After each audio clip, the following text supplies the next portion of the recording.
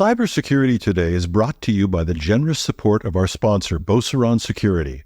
You can get their 2024 State of Cybersecurity Awareness Report at beauceronsecurity.com, and there's a link you can follow in the show notes.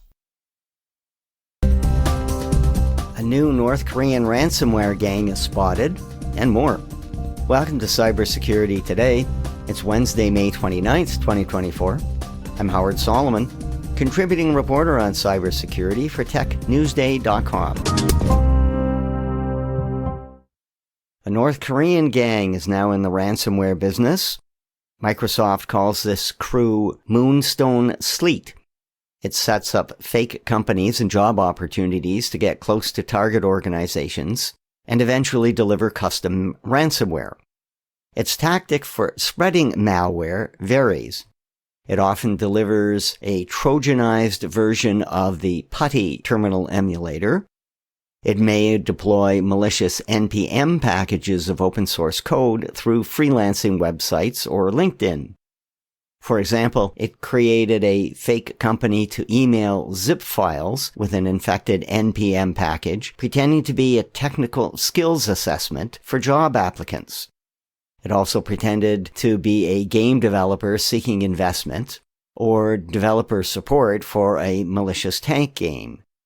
Now, goals until now have been to steal login credentials and intellectual property, but since April, Microsoft has seen Moonstone Sleet deliver a new ransomware variant.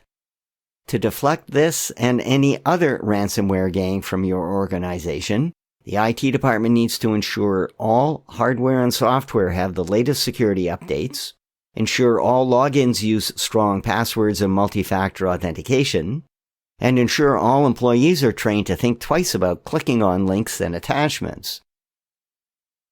There's more ransomware news. Security Week says the Ransom Hub gang claims it recently hit the Christie's auction house. Christie's, which temporarily went offline earlier this month, said it suffered a technology security incident that resulted in the theft of what it called a limited amount of personal data relating to some of our clients. And the Public Library of the City of Seattle, Washington, said it was hit by ransomware on Saturday, just before the organization was going to take IT systems offline for planned maintenance over the Memorial Day long weekend. IT systems are now offline, although library branches are open. Threat actors often hit targets just before long weekends. The United States has named and sanctioned 3 Chinese citizens and 3 companies in Thailand for running the 911 SS botnet. It helped siphon billions in phony government COVID aid applications and other scams. This botnet is a residential proxy service made up of millions of compromised computers that threat actors use to hide their digital tracks when applying for fake coronavirus relief programs, paying for goods through stolen credit cards, and money laundering. All American property and interests in property linked to the named people and companies must be reported to the U.S. Treasury Department. OpenAI, the company behind ChatGPT, has created a safety and security committee. It will make recommendations to the board on critical safety and security decisions for OpenAI projects. The first recommendations will be made within 90 days. Ilya Kolachenko, CEO of Immunoweb, said it's a good idea. However, he added, preventing an AI system from having hallucinations is just one risk. The collection of training data from the internet without the permission of content creators is one of the biggest generative AI problems that deserves more attention than safety, he argues. Another is making sure that AI systems are accurate, reliable, fair, and transparent, as well as being non-discriminatory. IT administrators who use Fortinet's Security Information Event Management Suite, called FortiSIEM, better have the latest security patches installed. That's because security researchers at Horizon 3 have released a proof-of-concept exploit for previously announced vulnerabilities.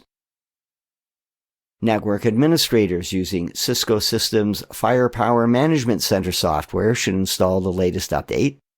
It fixes an SQL injection vulnerability. And IT administrators with Checkpoint Software's network security gateways on their systems should install the latest update.